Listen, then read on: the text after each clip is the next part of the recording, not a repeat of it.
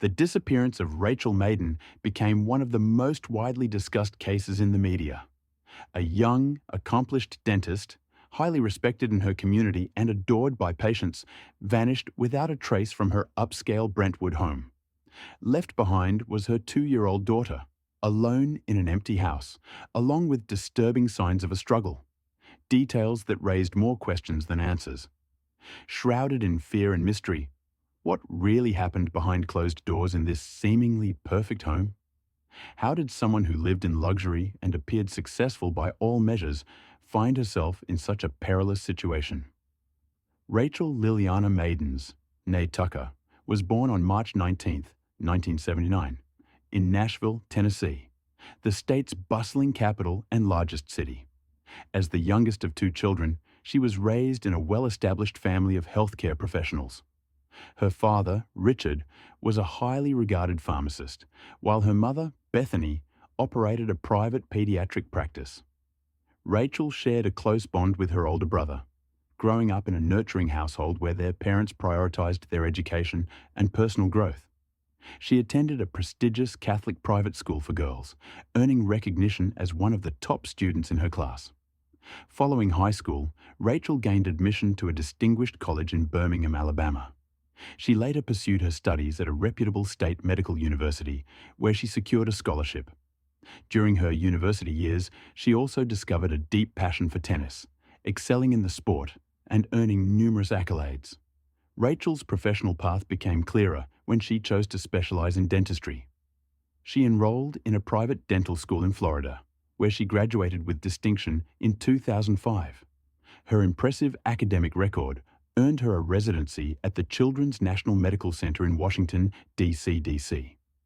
During this time, Rachael began publishing academic papers in medical journals and actively participated in both national and international conferences, gaining recognition as a promising young professional. However, tragedy struck her family, casting a dark shadow over Rachael's life. In 2004, while she was still a student, her father, a well-respected pharmacist, was accused of forging prescriptions and illegally distributing controlled substances. He was arrested at work and taken into custody, where he remained until his trial. Overwhelmed by the stress and humiliation of the accusations, Richard suffered a fatal heart attack in his jail cell, leaving Rachael and her family devastated. The troubles for the Maidens family did not end there. Rachael, along with her mother and brother, soon found themselves under investigation. Their financial accounts were frozen, and they were prohibited from traveling outside the country until the inquiry was resolved. The investigation dragged on for over a year, until 2 of Richard's colleagues were eventually arrested, and Richard himself was posthumously exonerated. Formal apologies were extended to the family, but the damage had already been done. The emotional toll of her father's tragic passing, the prolonged investigation, and the stain of public scandal deeply affected Rachael's mental and emotional well-being. She fell into a prolonged depression, appearing overwhelmed and broken. Despite this dark chapter, Rachael managed to rebuild her life in the years that followed. She established a private dental practice in Brentwood, a peaceful and affluent suburb of her hometown, Nashville, located in Williamson County, Tennessee. Her career flourished at an impressive pace, and she became a highly regarded and innovative orthodontist, attracting clients from neighboring cities and even other states. Rachael's dental clinic quickly became one of the most advanced and well-equipped facilities in Tennessee, earning admiration for its cutting-edge technology and top-tier service. From a young age, Rachael was known for her striking beauty, attracting attention wherever she went. Tall, athletic, and graceful, with long blonde hair and a dazzling smile. Yet, despite the admiration she received, Rachael remained focused on her studies and career, postponing serious relationships and family plans until she had firmly established herself professionally. In the late 2000s, Rachael met Rachael Maidens, a man nearly 8 years her senior. However, their age gap was never an obstacle to their connection. Rachael, born and raised in a modest town in Georgia, came from a middle-class background. He attended a local high school before enrolling in a technical college and later pursued further studies at Clark University in Atlanta. After earning his degree, Reynolds secured a job as a sales manager at a major pharmaceutical company. His career advanced quickly, and by 2007, he was transferred to the company's Nashville branch, where he assumed a senior management role. By the time Rachael and Reynolds crossed paths, both were well established in their careers. They earned impressive salaries, lived comfortably, and enjoyed the luxuries that came with success.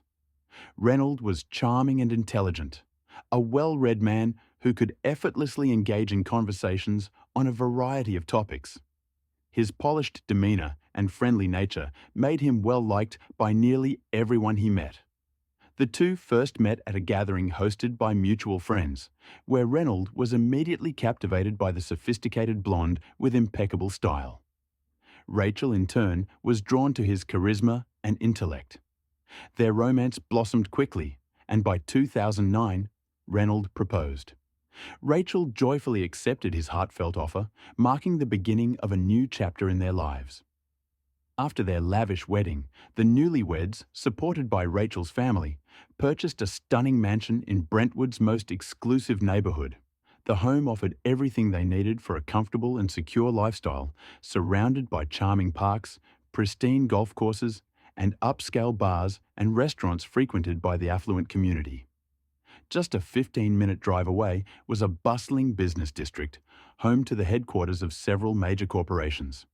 Reynolds' office was located in one of those corporate buildings, while Rachael's private clinic stood nearby in a separate state-of-the-art facility. Their luxurious home was nestled within the grounds of a prestigious private club, and the neighborhood itself was considered one of the safest and most desirable in the state. In late 2010, the couple welcomed their daughter, Natalie. Their happiness seemed complete and limitless.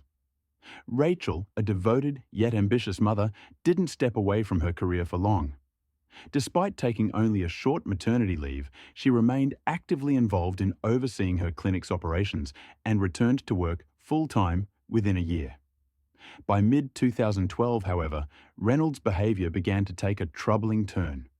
He started drinking heavily, insisting it was the only way he could unwind from the pressures of his demanding job. Rachael's attempts to have meaningful conversations with Reynolds about his growing alcohol use led nowhere. Reynolds stubbornly denied he had a drinking problem, insisting that he could quit anytime he wanted. As the months passed, Rachael's concerns deepened. She began to suspect that Reynolds' issues extended beyond alcohol and that he might be using other, more dangerous substances. His moods became increasingly erratic, and he displayed episodes of sudden, irrational aggression. His behavior grew more unpredictable. Any attempt to discuss the situation either resulted in explosive arguments or was met with complete denial, leaving Rachael feeling helpless and deeply concerned. The negative changes in Reynolds' behavior soon started to affect his professional life. His performance at work plummeted, and after several warnings from his superiors, he ultimately lost his job. Despite this serious consequence, Reynolds showed no signs of self-reflection or a desire to get his life back on track. On the contrary, his drinking worsened, and he was often in a state where he was barely coherent or aware of his surroundings. About 3 months before the incident that would change everything, things reached a breaking point. Rachael confided in her mother about something deeply troubling. She had discovered that Reynolds had been secretly withdrawing large sums of money from their joint bank account and transferring it into his personal account.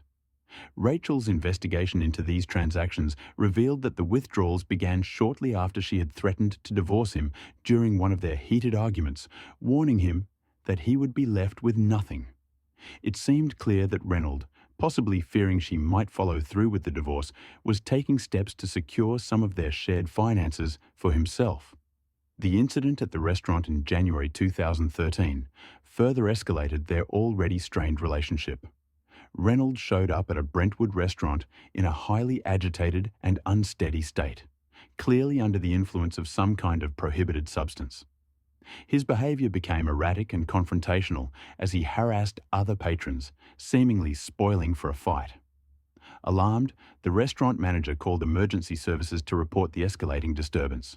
Minutes later, she made a follow-up call, explaining that when staff tried to escort Reynolds out of the building, several high-caliber bullets fell out of his coat pocket, along with a small container of unidentified pills. When law enforcement arrived, they spoke to Reynolds, but surprisingly let him off with only a verbal warning.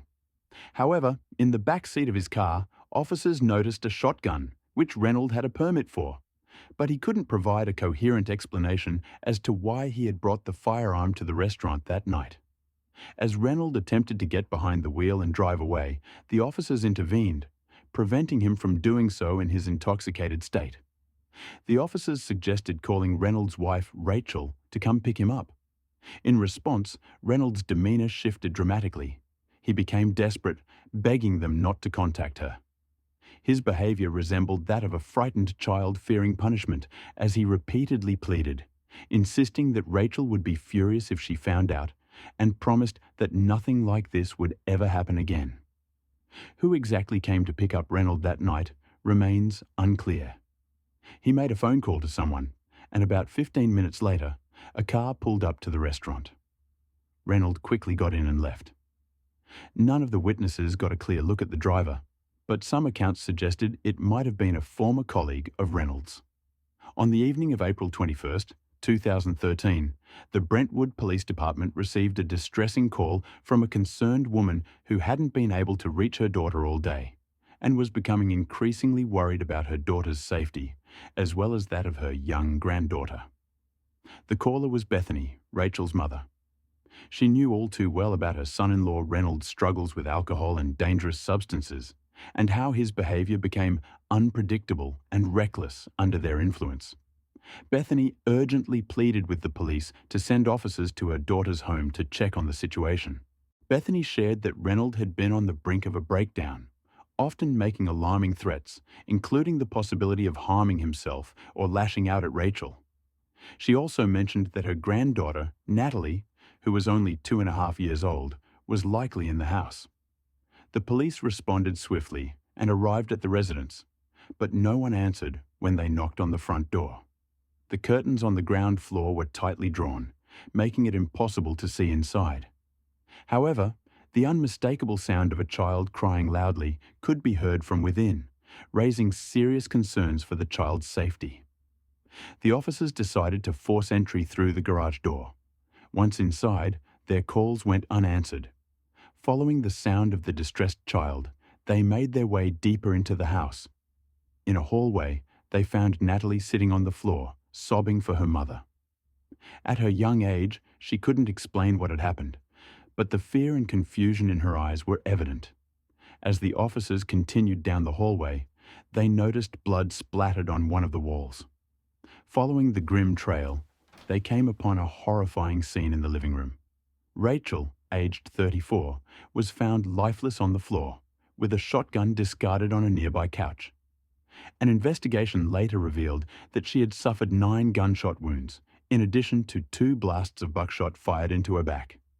There was no chance for Rachael to survive the brutal attack. The hallway, entryway, living room, and even the bedroom door were covered in blood. It was clear that the violent act had unfolded throughout these areas, with Rachael being pursued and attacked as if she were a target in a shooting range. After the assault, the perpetrator had wrapped her body in a blanket and attempted to clean up the bloodstains from the floors and walls. However, there was far too much blood, and the effort was quickly abandoned. The suspect then fled the scene. Reynolds was the prime and only suspect in this horrifying crime. Reynolds was immediately declared a wanted fugitive. Thankfully, although traumatized, the child was physically unharmed, but the emotional impact was evident. It appeared that she had witnessed the entire horrific ordeal, a terrifying experience for someone so young. Bethany, devastated and in shock upon hearing the news, rushed to her daughter's home to take her granddaughter into her care. The high-end country club where the crime took place was swarming with law enforcement officers. They canvassed the neighborhood, questioning residents in hopes that someone had seen something or could provide clues about the suspect's whereabouts. The search for Reynolds was extensive, involving aerial support with helicopters. As authorities considered him extremely dangerous, due to his unstable behavior. His photograph was broadcast on the evening news, along with a public plea for any information about his location. The community was also warned that he might still be armed. During a search of the house, investigators found a note, more accurately, a full letter written by the suspect. In the letter, Reynolds offered an apology to his young daughter, though he never explicitly mentioned what he had done. He also expressed his gratitude to his mother-in-law and Rachel's other family members, thanking them for their kindness and support over the years. He wrote about his love and appreciation for them, but then launched into a tirade about how his wife had made his life unbearable. Reynolds described how Rachael allegedly belittled and pressured him, claiming that things had only worsened after he lost his job. Reaching a breaking point, he said he could no longer endure the situation. Throughout the letter, Reynolds placed blame squarely on Rachael, painting her as domineering from the start of their relationship and claiming that she had systematically broken him down and controlled him. He justified his addiction to hard liquor and powerful substances as his only way to cope with the immense pressure. Reynolds insisted that his substance abuse and job loss were consequences of being trapped in a marriage with what he described as a tyrannical partner. The writing was erratic at times, disjointed and repetitive, but the overall message came through as a clear and desperate attempt to deflect responsibility for his actions. In the letter, Reynolds also made a request for custody of his daughter to be granted to his mother-in-law, believing she would be a loving and capable guardian for the child. The letter was essentially a confession, leaving no doubt about who had committed the crime. However, forensic experts speculated that the message could be a final farewell, raising concerns that the suspect might have harmed himself after fleeing the scene. Despite this possibility, the search efforts continued, as Reynolds was still considered a significant threat to the public. In the trunk of Reynolds' abandoned car, officers found a duffel bag containing nearly $100,000 in cash. It was clear that he had planned to escape with the money, but, for reasons unknown, left it behind. Detectives also discovered that, on the night before the tragic incident, Reynolds had made a lengthy phone call to his attorney, although the content of that conversation remained undisclosed. The very next day, as police continued their extensive search for Reynolds, he unexpectedly emerged from hiding, approaching the officers with his hands up and expressing his willingness to cooperate with the investigation without resistance. Reynolds allowed himself to be handcuffed and was escorted to the station for questioning. Once there, he immediately began blaming the victim for all his misfortunes, claiming that Rachael had subjected him to years of psychological torment and constant humiliation. He wept openly as he described how he had gone from being a successful corporate executive to an unemployed alcoholic who had become a local laughingstock. He recounted wandering the streets aimlessly, too terrified to return home and face his wife. It turned out that, for the past 6 months, neighbors had filed multiple complaints about Reynolds' erratic and disturbing behavior. He had been known to approach strangers on the streets aggressively, trying to start conflicts. Additionally, he had been cited several times for driving under the influence. However, curiously, his driver's license had not been suspended, which many found puzzling. In March 2013, a heavily intoxicated Reynolds crashed his car into a transformer station, leaving an entire neighborhood without power. Just a week before the tragic incident, neighbors reported seeing Reynolds walking around his property with a shotgun. On April 15th, for example, he approached a neighboring home with the weapon, terrifying the children playing on the lawn and their parents, who quickly called the police. Reynolds was arrested, but released the next day, likely after bailing his way out of the situation. Former colleagues of Reynolds reported that his behavior had started to change dramatically about 6 months prior to the incident. He often blamed his erratic conduct on family issues and repeatedly complained about his wife. However, no one believed that Rachael, described as refined and kind, could have been the tyrant he made her out to be. Just before the new year, Reynolds caused a scene at a high-end restaurant in a 5-star hotel where he and Rachael were dining. After getting severely drunk at the bar, he erupted in a violent outburst. When Rachael tried to take him home, He hurled glasses and bottles against the walls while shouting threats to harm her. Although the incident was hushed up at the time, word quickly spread to his employer's management, and Reynolds was terminated from his job. This was not the first time Reynolds' behaviour had raised red flags at work. During the trial, his former employer admitted that Reynolds' dependency on controlled substances had been an open secret for some time. The company had offered him support and treatment options, but he had refused all help. In the investigation, it was uncovered that Reynolds had been in frequent contact with an old flame, Lisa Farley, over the past several months. It appeared he had developed strong feelings for her again, and there were indications that he had been planning to run away with her. Authorities suspected that he had been withdrawing money from his joint account with Rachael to fund a new life with Lisa somewhere far away. However, there was no evidence to suggest that Lisa had any knowledge of or involvement in the crime against Rachael. Detectives quickly tracked down Lisa and brought her in for questioning. She appeared genuinely shocked when she learned of what her lover had done. Lisa insisted that Reynolds had always been a kind and thoughtful man, claiming he must have acted out of extreme desperation. She reiterated that Reynolds often complained about the pressure and emotional strain his wife placed on him, implying that Rachael might have driven him to his breaking point. Reynolds was charged with the premeditated crime against his wife, as well as endangering the life of his young daughter, who had been in the home at the time. Additionally, he faced accusations of tampering with evidence, as he had attempted to clean up bloodstains. Investigators also believed that he had wrapped Rachael's body in a blanket, likely intending to dispose of it, but either abandoned the plan due to a lack of physical strength or fear of being seen by the neighbours. He was held in custody with bail set at an astonishing $2 million. Reynolds maintained his innocence, claiming that Rachael had provoked him. By June 2013, his attorney successfully petitioned to have the bail reduced to $700,000, which Reynolds posted using money from his shared account with Rachael. Rachael's mother, Bethany, fought hard to prevent this, but Reynolds' skilled defense attorney managed to secure his client's access to those funds. Despite the severity of the accusations, the 42-year-old Reynolds was released on house arrest, confined to the very mansion where he had committed the crime against his wife. Later, the conditions were further relaxed, and he was placed under a travel restriction, allowing him to roam freely around town while awaiting trial. The trial date was set for September 2014, almost a year and a half later. Bethany's repeated efforts to challenge this lenient arrangement were dismissed. The only inconvenience Reynolds faced during this period was having to wear an ankle monitor to track his movements. Additionally, a court order prohibited him from contacting his daughter or any of Rachael's family members, either directly or indirectly.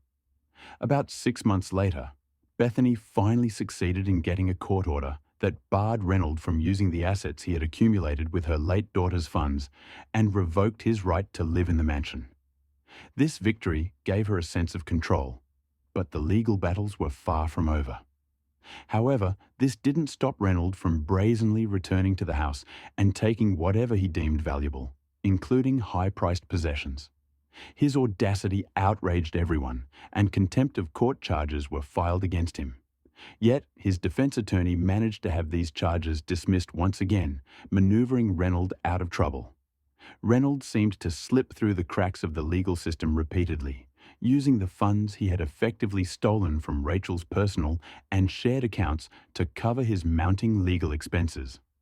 Despite Bethany and her family's efforts to recover or freeze the stolen money, they were unsuccessful.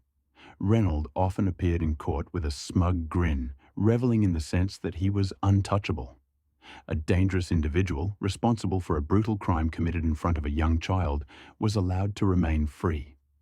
Witnesses repeatedly highlighted Reynolds' history of substance abuse, noting how he became erratic, aggressive, and uncontrollable when under the influence. Yet, despite the severity of his actions, Reynolds' attorney once again managed to convince the judge that he posed no significant threat. The legal system seemed to bend to Reynolds' advantage time after time. After his arrest in December 2013, when he was found under the influence of controlled substances and attempting to break into a stranger's home, there was a glimmer of hope that he would finally face the consequences of his actions.